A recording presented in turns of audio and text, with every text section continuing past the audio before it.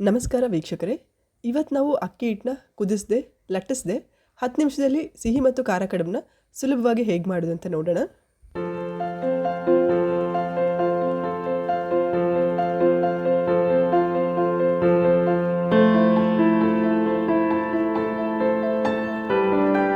ಕಡುಬು ಮಾಡೋಕ್ಕೆ ಮೊದಲಿಗೆ ಸ್ಟಫಿಂಗ್ಸ್ನ ರೆಡಿ ಮಾಡಿಟ್ಕೊಳ್ಳೋಣ. ಸಿಹಿ ಕಡುಬು ಮಾಡೋಕ್ಕೆ ಮೊದಲು ಸ್ಟಫಿಂಗ್ ರೆಡಿ ಮಾಡ್ಕೊಳ್ಳೋಣ. ಒಂದು ಬಾಣಲೆಗೆ 1 ಕಪ್ ತೆಂಗಿನಕಾಯಿ ತುರಿ, ಅರ್ಧ ಕಪ್ ತುರಿದಿರೋ ಬೆಲ್ಲ, ಸ್ವಲ್ಪ ಏಲಕ್ಕಿ ಪುಡಿ, ಮನೇಲಿ ಜಾಯಿಕಾಯಿ ಇದ್ದರೆ ಅದನ್ನು ಸ್ವಲ್ಪ ತುರಿದು ಹಾಕೊಳ್ಳೋಣ. ಇದು ಸ್ಟಫಿಂಗಿಗೆ ಒಳ್ಳೆ ಫ್ಲೇವರ್ ಕೊಡುತ್ತೆ. ಈಗ ಸ್ಟವ್ ಆನ್ ಮಾಡಿ ಫ್ಲೇಮ್ನ ಲೋವಲ್ಲಿಟ್ಟು ಬೆಲ್ಲ ಎಲ್ಲ ಮೆಲ್ಟ್ ಆಗೋ ತನಕ ಚೆನ್ನಾಗಿ ಮಿಕ್ಸ್ ಮಾಡ್ಕೊಳ್ಳೋಣ. ಜಾಯಿಕಾಯಿನ ಹಾಕಲೇಬೇಕಂತಿಲ್ಲ, ಇದ್ದರೆ ಹಾಕ್ಕೊಳ್ಳಿ, ಇಲ್ಲಾಂದರೆ ಸ್ಕಿಪ್ ಮಾಡಿ. 1 ಕಪ್ ತೆಂಗಿನಕಾಯಿ ತುರಿಗೆ ಅರ್ಧ ಕಪ್ ಬೆಲ್ಲ ಪರ್ಫೆಕ್ಟ್ ಸಿಹಿ ಇರುತ್ತೆ. ಸಿಹಿ ಸ್ವಲ್ಪ ಜಾಸ್ತಿ ಬೇಕು ಅನ್ನೋರು ಇನ್ನೊಂದು ಸ್ವಲ್ಪ ಬೆಲ್ಲ ಜಾಸ್ತಿ ಹಾಕೊಬಹುದು, ಇಲ್ಲ ಸಿಹಿ ಕಡಿಮೆ ಬೇಕು ಅನ್ನೋರು ಬೆಲ್ಲ ಕಡಿಮೆ ಮಾಡ್ಕೊಬಹುದು. ನಿಮ್ಮ ಟೇಸ್ಟಿಗೆ ಕರೆಕ್ಟಾಗಿ ಸ್ವೀಟ್ನ ಅಡ್ಜಸ್ಟ್ ಮಾಡ್ಕೊಬಹುದು. ಬಟ್ 1 ಕಪ್ ತೆಂಗಿನಕಾಯಿ ತುರಿಗೆ ಅರ್ಧ ಕಪ್ ಬೆಲ್ಲ ಪರ್ಫೆಕ್ಟ್ ಸಿಹಿ ಬರುತ್ತೆ. ನೋಡಬಹುದು ಬೆಲ್ಲ ಎಲ್ಲ ಮೆಲ್ಟ್ ಆಗಿದೆ, ಸ್ಟಫಿಂಗ್ ಡ್ರೈ ಆಗಿಲ್ಲ, ಸ್ವಲ್ಪ ಜ್ಯೂಸಿ ಥರ ಇದೆ. ಈ ಥರ ಸ್ಟಫಿಂಗ್ ಮಾಡೋದ್ರಿಂದ ಕಡುಬು ಡ್ರೈ ಆಗಿರಲ್ಲ. ತಿನ್ನುವಾಗ ಕಡುಬು ತಿಂತಿದ್ರೆ ಒಳಗಡೆಯಿಂದ ಜ್ಯೂಸಿ ಅನಿಸ್ತಿರುತ್ತೆ, ನಮಗೆ ಚೆನ್ನಾಗಿ ಅನಿಸುತ್ತೆ. ಈಗ ಸ್ಟವ್ನ ಆಫ್ ಮಾಡ್ಕೊಳ್ಳೋಣ.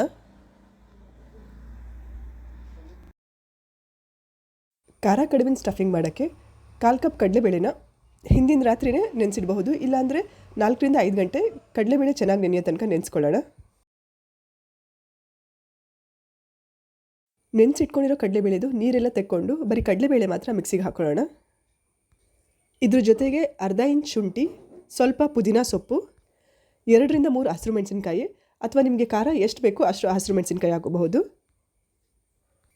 ಸ್ವಲ್ಪ ಕರಿಬೇವಿನ ಸೊಪ್ಪು, ಸ್ವಲ್ಪ ಕೊತ್ತಂಬರಿ ಸೊಪ್ಪು, 1/4 ಕಪ್ ತೆಂಗಿನಕಾಯಿ ತುರಿ, ರುಚಿಗೆ ತಕ್ಕಷ್ಟು ಉಪ್ಪು ಹಾಕಿ ಸ್ವಲ್ಪನೇ ನೀರು ಹಾಕಿ ಮಿಕ್ಸಿಲಿ ನುಣ್ಣಗೆ ರುಬ್ಕೊಳ್ಳೋಣ. ಗಟ್ಟಿ ತೆಂಗಿನಕಾಯಿ ಚಟ್ನಿ ಮಾಡ್ತೀವಲ್ಲ ಅದಕ್ಕೆ ಮಿಕ್ಸಿಯಲ್ಲಿ ರುಬ್ಕೊಳ್ಳೋಣ.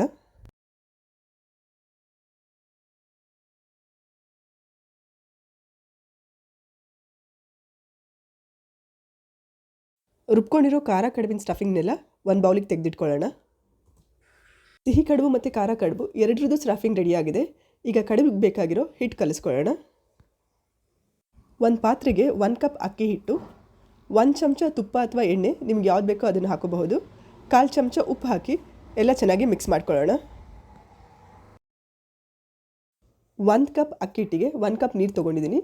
ಈ 1 ಕಪ್ ನೀರನ್ನ ಸ್ವಲ್ಪನೇ ನೀರು ಹಾಕ್ಕೊಂಡು ಸ್ವಲ್ಪನೂ ಗಂಟಿಲ್ದೇ ಇರೋ ಥರ ಹಿಟ್ಟನ್ನ ಕಲಿಸ್ಕೊಳ್ಳೋಣ.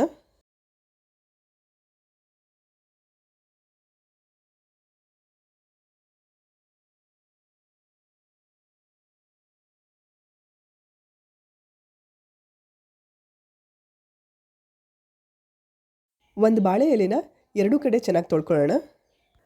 ಮಧ್ಯದಲ್ಲಿರೋ ದಿಂಡು ಬರದಿರೋ ಹಾಗೆ ಚಾಕು ಅಥವಾ ಸಿಸರಿಂದ ಬಾಳೆದೆಲೆ ಮಾತ್ರ ಬರೋ ಹಾಗೆ ಕಟ್ ಮಾಡ್ಕೊಳ್ಳೋಣ.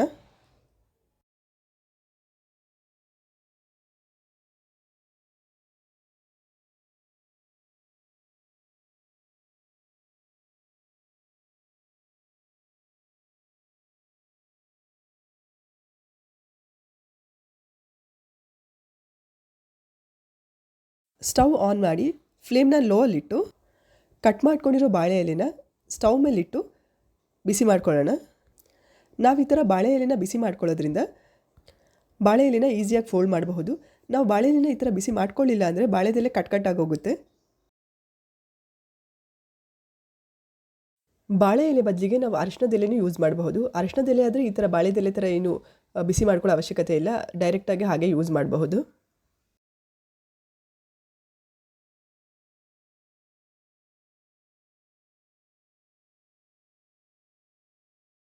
ನಮಗೆ ಯಾವ ಸೈಜಿನ ಕಡುಬು ಬೇಕೋ ಆ ಸೈಜ್ಗೆ ಬಾಳೆದೆಲೆನ ಕಟ್ ಮಾಡ್ಕೊಳ್ಳೋಣ.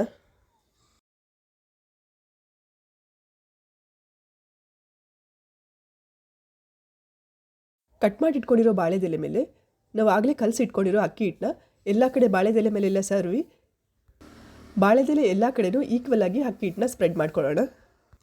ಸ್ವಲ್ಪ ತೆಳುಗೆ ಸ್ಪ್ರೆಡ್ ಮಾಡ್ಕೊಳ್ಳಿ, ದಪ್ಪ ಆದರೆ ಕಡುಬು ದಪ್ಪ ಆಗೋಗುತ್ತೆ. ಅದಕ್ಕೆ ಎಷ್ಟು ತೆಳುಗಾಗುತ್ತೆ ಅಷ್ಟು ತೆಳುಗೆ ಬಾಳೆದೆಲೆ ಮೇಲೆ ಅಕ್ಕಿ ಹಿಟ್ಟನ್ನ ಸ್ಪ್ರೆಡ್ ಮಾಡ್ಕೊಳ್ಳೋಣ.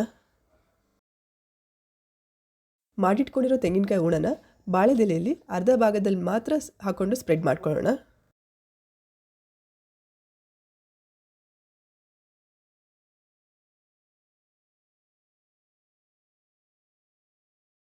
ಈಗ ಬಾಳೆದೆಲೆನ ಫೋಲ್ಡ್ ಮಾಡಿ ಸ್ವಲ್ಪ ಲೈಟಾಗಿ ಮೇಲ್ಗಡೆಯಿಂದ ಪ್ರೆಸ್ ಮಾಡ್ಕೊಳ್ಳೋಣ. ಮಾಡಿಟ್ಕೊಂಡಿರೋ ಕಡುಬನ್ನ ಯಾವ ಪ್ಲೇಟ್ ಮೇಲೆ ಹಾಕೊಬೇಕಂತಿರ್ತೀರ ಸ್ಟೀಮ್ ಮಾಡೋಕ್ಕೆ, ಆ ಪ್ಲೇಟ್ ಮೇಲೆ ಡೈರೆಕ್ಟಾಗಿ ತೆಗೆದಿಟ್ಕೊಂಡ್ಬಿಡೋಣ. ಬಾಳೆ ಎಲೆ ಬದಲು ಅರಿಶಿಣದ ಎಲೆ ಯೂಸ್ ಮಾಡ್ತಿದ್ರೆ ಇದೇ ಥರ ಅರಿಶಿಣದ ಎಲೆ ಮೇಲೆ ನಾವು ಮಾಡಿಟ್ಕೊಂಡಿರೋ ಹಿಟ್ಟನ್ನೆಲ್ಲ ಸ್ಪ್ರೆಡ್ ಮಾಡಿ ಅದ್ರ ಮೇಲೆ ತೆಂಗಿನಕಾಯಿ ಹೂರಣನೆಲ್ಲ ಸ್ಪ್ರೆಡ್ ಮಾಡಿ ಫೋಲ್ಡ್ ಮಾಡಿ ಕಡುಬು ರೆಡಿ ಮಾಡ್ಕೊಬಹುದು.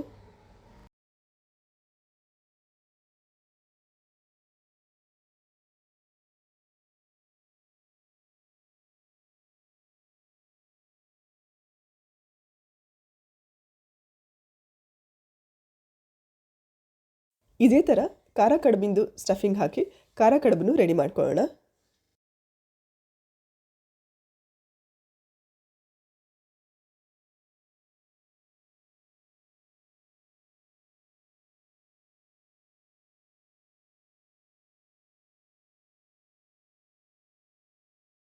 ಒಂದು ಇಡ್ಲಿ ಪಾತ್ರೆಯಲ್ಲಿ ನೀರನ್ನ ಬಿಸಿಗಿಟ್ಕೊಳ್ಳೋಣ. ನೀರು ಬಿಸಿ ಆದಮೇಲೆ ನಾವು ಮಾಡಿಟ್ಕೊಂಡಿರೋ ಕಡುಬನ್ನ ಇಡ್ಲಿ ಪಾತ್ರೆಯಲ್ಲಿಟ್ಟು ಮುಚ್ಚಳ ಮುಚ್ಚಿ ಫ್ಲೇಮ್ನ ಮೀಡಿಯಮ್ಗಿಟ್ಟು 10 ನಿಮಿಷ ಕಡುಬನ್ನ ಬೇಯಿಸ್ಕೊಳ್ಳೋಣ.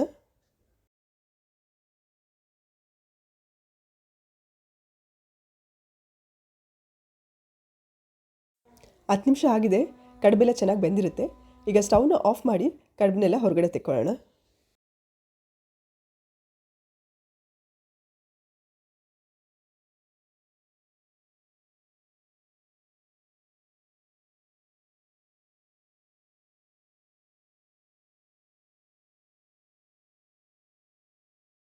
ಬಾಳೆದೆಲೆ ಜಾಸ್ತಿ ಇದ್ದರೆ ಕಡುಬನ್ನ ಇದೇ ರೀತಿ ಬಾಳೆದೆಲೆಯಲ್ಲೇ ಸರ್ವ್ ಮಾಡಬಹುದು.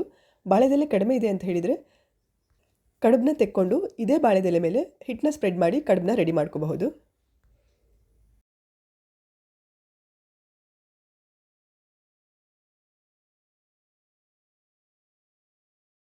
ಅಕ್ಕಿ ಹಿಟ್ಟನ್ನ ಬೇಯಿಸದೆ ಲಟ್ಟಿಸದೆ ಸಿಹಿ ಮತ್ತು ಖಾರ ಕಡುಬು ಎರಡೂ ರೆಡಿಯಾಗಿದೆ.